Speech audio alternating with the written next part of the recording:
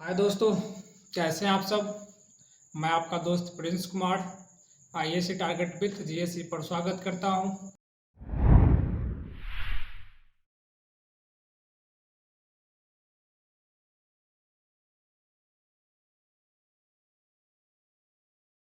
हम पिछले क्लास में विखंडन के बारे में पढ़े थे। ठीक है, आज हम लोग पढ़ेंगे मुकुलन के बारे में। विखंडन में देखे थे हम लोग कि विखंडन में क्या होता है कि जनकीय शरीर जो होता है दो या दो से अधिक टुकड़ों में बंट जाता है। ठीक है, लेकिन यहाँ जो हम लोग पढ़ेंगे मुकुलन के बारे में, यहाँ विखंडन जैसा कुछ नहीं होता है। विखंडन में क्या होता है कि जनकीय शरीर ही बढ़ जाता है दो या दो से अधिक भागों में, जनक ही बढ़ जाता है। लेकिन यहाँ पे जनक नहीं बढ़ता है, जनक का अस्तित्व क्या रहता है, बचा रहता है। ठीक है ना। और विखंडन में हम लोग देखे थे कि विखंडन में क्या होता है कि जनकीय जो शरीर होता है वह समान दो पुत्री कोशिकाओं में बढ़ जाता है। ठीक है ना। लेकिन यहाँ पे जो जनकीय शरीर जो होता है इसमें असमान विभाजन होता है, मतलब दोनों का आकार क्या होता है, अलग अलग होता है। इसी को आज देखेंगे मुकुलन के बारे में डिटेल में कि मुकुलन होता क्या है। ठीक है, तो मुकुलन क्या होता है, जनकों में असमान विभाजन होता है, जिसमें क्या होता है, जनक का अस्तित्व बचा रहता है, जनक का अस्तित्व खत्म नहीं होता है विखंडन के जैसा। ठीक है, तो यहाँ पे लिखा हुआ है मुकुलन में कि मुकुलन में जनकों का असमान विभाजन होता है। जैसे कि हम बात करते हैं हाइड्रा की या ईस्ट की। मान लेते हैं कि हमारा ईस्ट होता है। ठीक है, ईस्ट में क्या होता है, केंद्रक होता है और इसमें एक वैकुल भी होता है, इसको राजधानी कहते हैं। ठीक है, अब क्या होता है इसमें कि एक बाहर की ओर उभार निकलता है, अति वृद्धि हो जाती है, मतलब वृद्धि अधिक हो जाती है। वह कैसा हो सकता है, बहुकोशिकीय भी हो सकता है और एक कोशिकीय भी हो सकता है। जैसे कि अब बात करते हैं यहाँ पे कि मान लेते हैं कि मेरा क्या हुआ, एक ईस्ट हो गया और इस ईस्ट के किसी भाग से एक अति वृद्धि निकलती है। ठीक है ना, इस अति वृद्धि को हम लोग कहते हैं मुकुल या बड। शरीर के बाहर निकल रहा है जिसको हम लोग क्या कहते हैं, मुकुल या बड कहते हैं। या मुकुल या बड क्या हो सकता है, बहुकोशिकीय भी हो सकता है और एक कोशिकीय भी हो सकता है। ठीक है ना। अब क्या होगा कि यहाँ पे पहले विभाजन का तरीका बताए थे कि सबसे पहले क्या होता है, केंद्रक विभाजन करता है और फिर कोशिका विभाजन करता है। तो पहले किसका विभाजन होगा, केंद्रक का। तो केंद्रक यहाँ पे कितना था, एक से क्या हो जाएगा, दो हो जाएगा, दो केंद्रक हो गया और एक केंद्रक कहाँ चला जाएगा, इस मुकुल में चला जाएगा। ठीक है ना। उसके बाद क्या हुआ कि ये मुकुल यहाँ से टूटकर अलग हो जाएगा और एक नए ईस्ट का निर्माण कर लेगा और पेरेंट जैसे कि तैसा क्या रहेगा, उसका अस्तित्व बचा रहेगा। हम लोग विखंडन में क्या देखे थे कि वहां पे जो जनकीय शरीर था वह क्या हो जाता है, विखंडित होकर दो भागों में बट जाता है। लेकिन यहाँ पे देखो जनकीय शरीर का अस्तित्व खत्म हुआ नहीं हुआ, यहाँ पे जनकीय शरीर का अस्तित्व क्या होता है, बचा रहता है। इसी को हम लोग क्या कहते हैं, मुकुलन। मुकुलन का मतलब क्या था, मुकुल निकलता है बाहर की तरफ, एक अति वृद्धि होती है जिसको हम लोग क्या कहते हैं, मुकुल। मुकुल क्या हो सकता है, एक कोशिकीय भी हो सकता है और बहुकोशिकीय भी हो सकता है। एग्जाम्पल दिया हुआ है हाइड्रा, तो सिलेंट्रेटा फैमिली से बिलोंग करता है और ईस्ट जो है वह कवक के फैमिली से बिलोंग करता है। ठीक है, सिलेंट्रेटा एक संघ होता है, फाइलम, जिसमें क्या होता है, हाइड्रा आता है और कवक फंजाई जिसमें क्या आता है, ईस्ट आता है। ठीक है ना। तो फिगर हम अच्छे से बना दे रहे हैं। ठीक है ना, कि फिगर थोड़ा अच्छे से दिखे आपको, साफ साफ दिखे।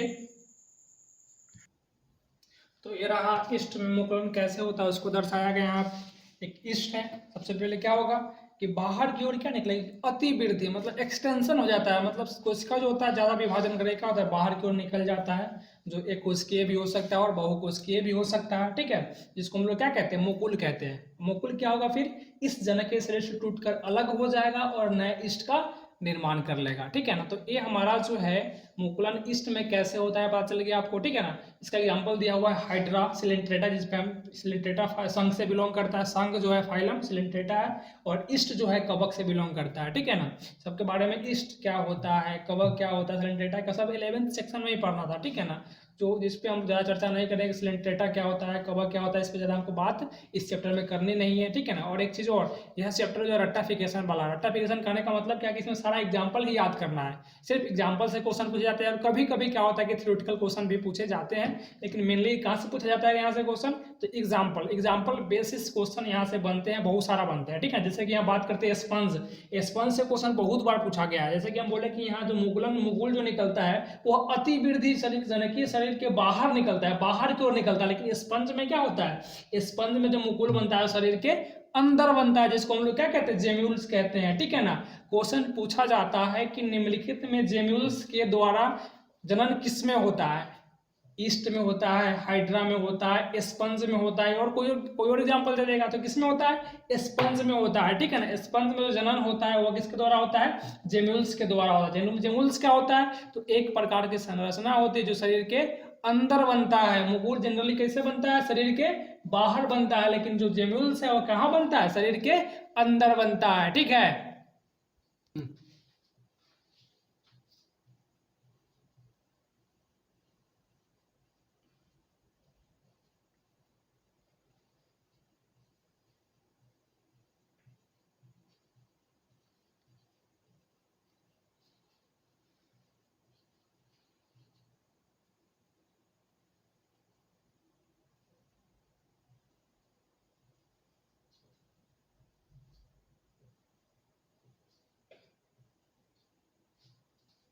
ठीक है, तो ये हमारा जेम्यूल्स की संरचना होता है, ठीक है ना। किसकी संरचना है, जेम्यूल्स की, जिसके द्वारा क्या होता है, स्पंज में जनन होता है, और बनता कहाँ है, शरीर के अंदर बनता है। जैसे कि यहाँ पे जो दिख रहा है गोला वाला जो सर्कुलर एरिया जो दिख रहा है, सर्कुलर जो बना हुआ है वृत्तीय भाग, इसको हम लोग बोलते हैं आर्कियोसाइट, ठीक है ना। और यहाँ पे जो दिख रहा है जो द्वार है इसको बोलते हैं माइक्रोपाइल, जिसके बारे में हम लोग को पढ़ना उठना है नहीं कि आर्कियोसाइट क्या होता है, माइक्रोपाइल क्या होता है, ठीक है ना। इसके बारे में डिस्कस हमको नहीं करना, सिर्फ देखना क्या कि जेम्यूल्स का संरचना होता है तो कैसा होता है, ठीक है। जेम्यूल्स का संरचना कुछ इस तरह से होता है, जो किसमें बनता है, स्पंज में बनता है, और कहाँ बनता है, शरीर के अंदर बनता है। तो दोस्तों हम ये मान के चलते हैं कि आपको मोकलन अच्छी तरह से समझ में आया होगा, ठीक है।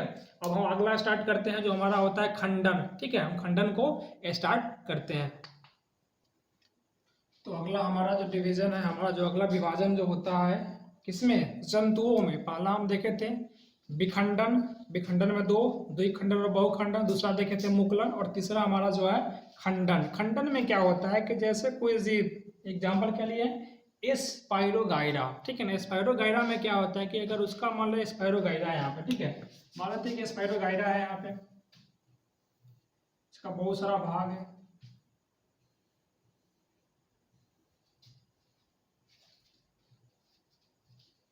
ठीक है। मान लीजिए कि इसको 3 टुकड़ा में बांट दिए, 1, 2 और 3 अलग अलग टुकड़ों में बांटेगा, ठीक है ना। जो टुकड़ा अलग हुआ है ना वो क्या होगा, अपना अपना एक नए जीव का विकास कर लेगा, ठीक है ना। मतलब खंडन में क्या होता है कि खंडन में शरीर 2 या 2 से अधिक टुकड़ों में खंडित हो जाता है, जैसे कि स्पाइरोगाइरा 2 या 2 से अधिक टुकड़ों में खंडित हो गया। और प्रत्येक खंडित भाग जो अलग अलग जो खंडित हुआ है, प्रत्येक खंडित भाग क्या करता है, एक अपना नए जीवों का विकास कर लेता है। मतलब जुड़ता आपस में नहीं है, क्या होता है, ये अलग नया जीव बना लेगा, एक खंडित भाग अलग नया जीव बना लेगा, और एक खंडित भाग अलग नया जीव बना लेता है। इसी को हम लोग क्या बोलते हैं, खंडन। यानी कि खंडन में क्या होता है कि शरीर 2 या 2 से अधिक टुकड़ों में खंडित हो जाता है, टुकड़ों में खंडित हो जाता है, और प्रत्येक खंडित भाग क्या होता है, एक नए जीवों का, पूर्ण नए जीवों का विकास कर लेता है। उसी को हम लोग क्या बोलते हैं, खंडन कहते हैं। एग्जाम्पल इससे क्या है, स्पाइरोगाइरा। अगेन बोल रहा हूं, एग्जाम्पल आपका पूरा फिंगर टिप्स होना चाहिए, ठीक है ना। एग्जाम्पल से ही क्वेश्चन इस चैप्टर में पूछे जाते हैं, ठीक है। और कहाँ कहाँ से क्वेश्चन पूछे जाते हैं आपको हम हर क्लास में डिनोट करते जा रहे हैं कि कहाँ से क्वेश्चन पूछे जाते हैं और कहाँ से क्वेश्चन पूछा जाएगा, ठीक है ना। ऐसे हम एक स्पेशल सीरीज क्वेश्चन पे बनाएंगे कि कौन कैसा कैसा क्वेश्चन पूछा जाता है और कैसा कैसा क्वेश्चन आगे भविष्य में पूछा जाएगा, ठीक है ना। उसके लिए हम एक अलग सीरीज बनाएंगे, क्वेश्चन का सिर्फ क्वेश्चन का ही सीरीज हम लोग बनाएंगे, ठीक है। तो ये हमारा जो था जंतुओं में जनन कैसे कैसे होता है आपको बतला दिए हैं। एक चीज और बचा हुआ है, सिस्ट, और एक बताते हैं सिस्ट और बीजाणु के द्वारा, ठीक है ना, जो हम लोगों को नहीं पढ़ना है कि जंतुओं में सिस्ट और बीजाणु का जनन किसमें होता है और कैसे होता है, इसके बारे में हम लोग को जानना नहीं है। लेकिन सिस्ट और बीजाणु के द्वारा भी क्या होता है, जंतुओं में जनन होता है, लेकिन हम लोग को पढ़ना नहीं है। अब हम किसको पढ़ेंगे, जंतुओं में जनन देख लिए, कौन कौन सा विधि होता है, द्विखंडन, द्विखंडन के 2 टाइप्स, सॉरी बहुखंडन, क्या बोलते हैं, विखंडन। पहला कौन सा था, विखंडन, विखंडन में 2 टाइप्स, द्विखंडन और बहुखंडन। दूसरा हम लोग देखे मुकुलन, और तीसरा कौन सा देखे, खंडन, ठीक है ना। ये 3 होता है जो मुख्य हम लोग को पढ़ना है। इसका एग्जाम्पल आपके हमेशा फिंगर टिप्स होना चाहिए, हमेशा इसके आपका एग्जाम्पल जो होगा हमेशा दिमाग में रखिएगा, ठीक है ना। याद करके अच्छे से रखिएगा ताकि हमारा कोई दिक्कत एग्जाम में अगर पूछे तो दिक्कत यहाँ से कुछ नहीं होना चाहिए, ठीक है ना। एग्जाम्पल हमारे लिए बहुत इंपॉर्टेंट है, इस चैप्टर में सिर्फ एग्जाम्पल ही एक ऐसा चीज जो हमारे लिए क्या है, बहुत इंपॉर्टेंट है, ठीक है। तो अगला हम स्टार्ट करते हैं, पादपों में अलैंगिक जनन कैसे होता है, ठीक है ना। देख रहे थे जंतुओं में अलैंगिक जनन कैसे होता है, इसे कितने विधियां होती है हम लोग पढ़ चुके हैं। अब हम पढ़ेंगे कि पादपों में लैंगिक जनन की विधियां कौन कौन सी है, ठीक है ना। तो पहली विधि जो होती है ए गैमोस्पर्मी, जिसके बारे में हम पढ़ेंगे अगले चैप्टर में, जो पुष्पीय पौधों में लैंगिक जनन है उसमें पढ़ना है। दूसरा हमारा विधि होता है बीजाणुओं के निर्माण के द्वारा, मतलब कि बीजाणु सबसे पहले बीजाणुओं के निर्माण के द्वारा। ये बीजाणु होता क्या है, ठीक है ना। बीजाणु एक प्रकार की बहुत छोटी छोटी संरचना होती है, ठीक है ना, जिससे क्या होता है नया जीव उत्पन्न होता है, उसी को हम लोग क्या कहते हैं बीजाणु। बीजाणु क्या होता है, बहुत छोटी छोटी संरचना होती है जो क्या करता है नए जीवों का विकास करता है, उसको हम लोग क्या कहते हैं बीजाणु कहते हैं, ठीक है। अब यहाँ पे पहला जो हमारा बीजाणुओं के निर्माण के द्वारा, तो कुछ कवक और साधारण पादपों जैसे कि शैवाल में जन्म जो होता है कैसे होता है जीवाणुओं के बीजाणुओं के द्वारा होता है, जीवाणु नहीं बीजाणुओं के द्वारा होता है, ठीक है। बीजाणु कुछ समय बाद नए जीवों का निर्माण कर लेता है, ठीक है ना। मतलब बीजाणु छोटी छोटी संरचना होती है जो क्या करता है नए जीवों का निर्माण करता है, ठीक है ना। अलग अलग जीवों में जो होता है बीजाणु अलग अलग प्रकार के होते हैं, ठीक है ना। मतलब अलग अलग जीवों में जो बीजाणु बनते हैं वह अलग अलग, कोई होता है चल बीजाणु, एक होता है अचल बीजाणु, एक होता है कोनिडिया, ठीक है ना। चल बीजाणु का मतलब क्या होता है, चल मतलब क्या होता है चल फिर सकता है, वो बीजाणु क्या कर सकता है एक जगह से दूसरी जगह पर जा सकता है। अचल मतलब क्या होगा, वह कहीं नहीं जाएगा, जहां का तहां स्थिर रहेगा, ठीक है ना। और एक होता है कोनिडिया, नाम ही है यहाँ पे चल बीजाणु, मतलब क्या है चल चलेगा नहीं, चलेगा मूव करेगा, जाएगा एक जगह से दूसरे जगह पर, उसको हम लोग बोलते हैं चल बीजाणु। जो किसमें होता है क्लेडिमाइडोमोनास में होता है, इसका फिगर नीचे दर्शाया गया दिख रहा है फ्लैजिला। ये फ्लैजिला के द्वारा क्या होता है यह क्लेडोमाइडोमोनास एक जगह से दूसरे जगह जाता है, और ये क्या बन रहा है जैसे कि ये क्लेडोमाइडोमोनास है, इसके अंदर बहुत सारा क्या बना बीजाणु बना, और फिर बीजाणु फट के अलग होगा, सब निकलेगा, निकलने के बाद क्या करेगा एक फिर नए अलग अलग जितना जैसे 1 2 3 4 5 इसमें बना है बीजाणु, ठीक है ना, और 5 नए क्लेडोमाइडोमोनास का निर्माण कर लेगा, ठीक है ना। मतलब ये फ्लैजिला दिख रहा है ना, यह क्या करता है इसको चलने फिरने में मदद करता है, तभी तो हम लोग बोलते हैं चल बीजाणु। जू स्पोर जो किसमें होता है क्लेडिमाइडोमोनास में होता है। अगला है अचल बीजाणु, मतलब ये बीजाणु चलेगा नहीं चलेगा। अचल मतलब ये मूव नहीं कर सकता, नॉन मोटाइल होगा, मतलब ये मूव नहीं करेगा, एक जगह से दूसरे जगह पर नहीं जाएगा। इसका एग्जाम्पल कौन सा है राइजोपस एवं म्यूकर। और तीसरा है कोनिडिया। कोनिडिया जो होता है वह एक प्रकार का बीजाणु होता है जो किसमें बनता है पेनिसिलियम में बनता है। पेनिसिलियम जो होता है यह एक प्रकार का क्या होता है, पेनिसिलियम के बारे में जानते हैं। पेनिसिलियम जो होता है एक प्रकार का क्या होता है बताइए आप लोग। पेनिसिलियम जो होता है एक प्रकार का क्या होता है कवक होता है, कवक फंजाई, ठीक है ना।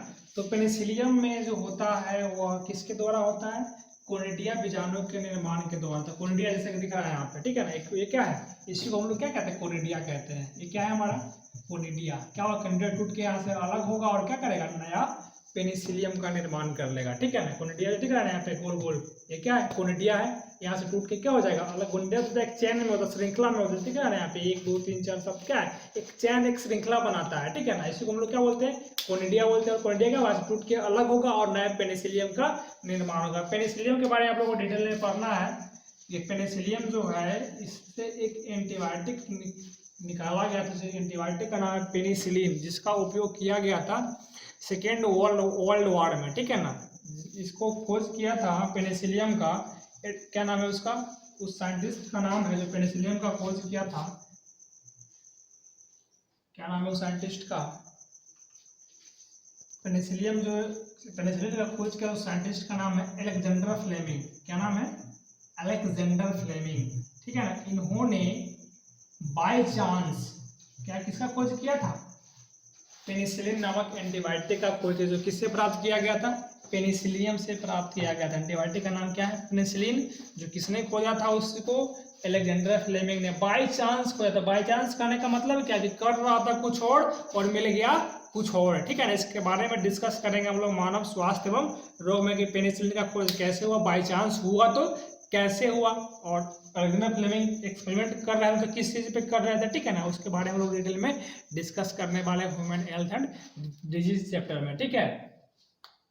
तो ये हमारा हो गया बीजाणुओं के निर्माण के द्वारा किस किस में होता है अचल बीजाणु बनता है, अचल बीजाणु चल बीजाणु और कोनिडिया बनता है। चल बीजाणु जिसको जूस्पोर कहते हैं किसमें होता है क्लेडिमाइडोमोनास में होता है, जो क्या करता है मूव करता है एक जगह से दूसरे जगह पे अपना स्थान परिवर्तन कर लेता है। किसके द्वारा करता है तो दिख रहा है निकला हुआ है स्टिंगिंग स्ट्रक्चर, इसको हम लोग बोलते हैं फ्लैजिला। स्टिंग जैसा निकला हुआ है इसको हम लोग क्या बोलते हैं फ्लैजिला कहते हैं। दूसरा है अचल बीजाणु, जिसमें होता है राइजोपस और म्यूकर में होता है कोनिडिया किसके द्वारा होता है, पेनिसिलियम। एग्जाम कर लीजिएगा, एग्जाम्पल याद कर लीजिएगा कि कोनिडिया द्वारा जो होता है वो किस में होता है, तो पेनिसिलियम में होता है, ठीक है ना। और चल बीजाणु जो होता है वो किस में होता है, क्लेडिमाइडोमोनास में होता है। और चल बीजाणु उतना हमारे लिए इम्पोर्टेंट नहीं है, लेकिन आपको चल बीजाणु और कोनिडिया जो होता है आपको हमेशा याद रखना है, एग्जाम में बार बार पूछे जाते हैं, ठीक है। तो ये हमारा हो गया बीजाणुओं के निर्माण के द्वारा। अगला होता है कायिक प्रवर्धन,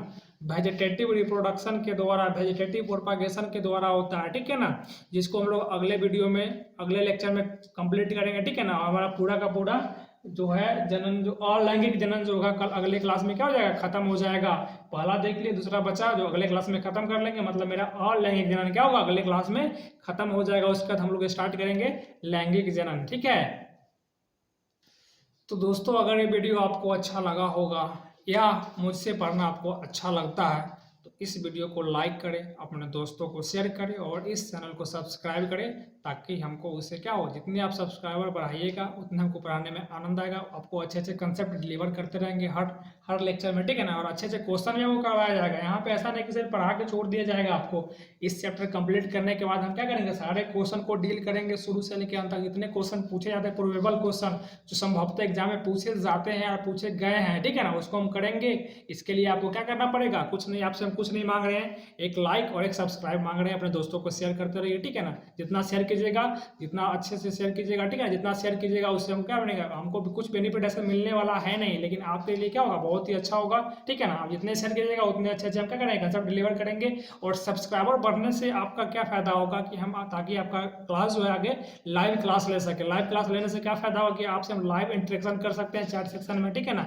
आपका जो भी डाउट होगा वह यहीं पर एक ही साथ खत्म हो जाएगा, ठीक है ना। हम अपने जैसे कि अभी हम यहाँ वीडियो अपलोड कर रहे हैं, यहाँ पे रिकॉर्ड कर रहे हैं, फिर वीडियो को अपलोड करेंगे, आप देखिएगा, कुछ डाउट होगा डायरेक्ट हमसे क्वेश्चन नहीं पूछ पाइएगा, ठीक है ना। तो इसके लिए क्या होगा, कम से कम 1000 सब्सक्राइबर होना चाहिए, जिसके कारण क्या हो सके, हम आपको लाइव क्लास करवा सके, ठीक है। तो आप ज़्यादा से ज़्यादा सब्सक्राइबर को बढ़ाइए और लाइव क्लास जल्द से आप ही के हाथ में, लाइव क्लास कब स्टार्ट होगा नहीं होगा, ठीक है ना। जितना सब्सक्राइबर बढ़ाइएगा उतना जल्दी हम लाइव क्लास को अटेंड कर पाएंगे, ठीक है। Thank you.